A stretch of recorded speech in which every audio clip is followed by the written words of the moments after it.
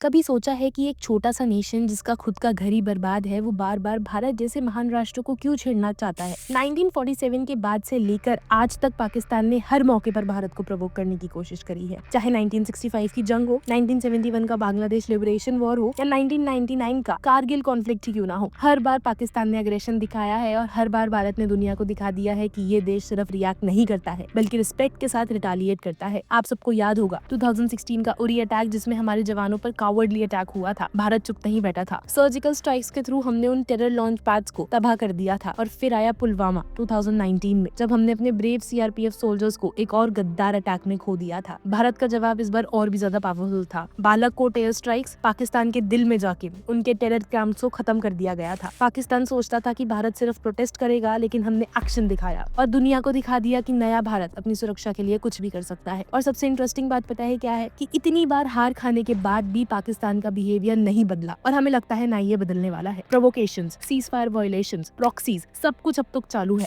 लेकिन जब हम थोड़ा सा सिस्टमैटिकली दोनों देशों की मिलिट्री पावर का कंपैरिजन करते हैं तो डिफरेंस और भी ज्यादा क्रिस्टल क्लियर हो जाता है। ग्लोबल फायर पावर इंडेक्स जैसे क्रेडिबल प्लेटफॉर्म्स के हिसाब से इंडिया का डिफेंस बजट पाकिस्तान से कहीं गुना ज्यादा है। आज भारत का defence budget 70 to 80 billion dollar के आसपास है, जबकि पाकिस्तान का बेयरली 6 to 10 बिलियन डॉलर ही है। भारत के पास 1.4 मिलियन से ज्यादा एक्टिव मिलिट्री पर्सनल्स हैं, जबकि पाकिस्तान के पास शायद सिर्फ 6,50,000 के आसपास ही हैं। और सिर्फ मैन पावर ही नहीं, क्वालिटी एंड ट्रेनिंग स्टैंडर्ड्स में भी भारत काफी ज्यादा आगे है। एयर पावर में भारत का एज और भी ज्यादा बड़ा है। ओवर 500 फाइटर एयरक्राफ्ट, जिनमें सुकोई 30, MKIs, राइफल्स और मिराज 2000 जैसी कटिंग एज जेट्स शामिल है। पाकिस्तान के 300 और जेट्स के मुकाबले में काफी ज्यादा सुपीरियर है। पाकिस्तान के पास JF-70s और कुछ ओल्ड F-16s हैं, लेकिन वो स्केल और कैपेबिलिटी दोनों में भारत के आसपास भी नहीं आते। नेवी में तो कंपैरिजन करना और भी ज्यादा अनफेयर लगता है, क्योंकि इंडिया के पास एयरक्राफ्ट कैरियर्स हैं, मॉडर्न सबमरीन्स हैं और एक ग्रोइंग ब्लू वाटर नेवी है, जो कि पाकिस्तान के लार्जली कोस्टल फोकस नेवी से कहीं ज्यादा कैपेबल है। टैंक स्ट्रेंथ में भी भारत का क्लियर डोमिनेंस है। 3000 प्लस टैंक्स जैसे T-90 और अर्जुन के कंपैरिजन में पाकिस्तान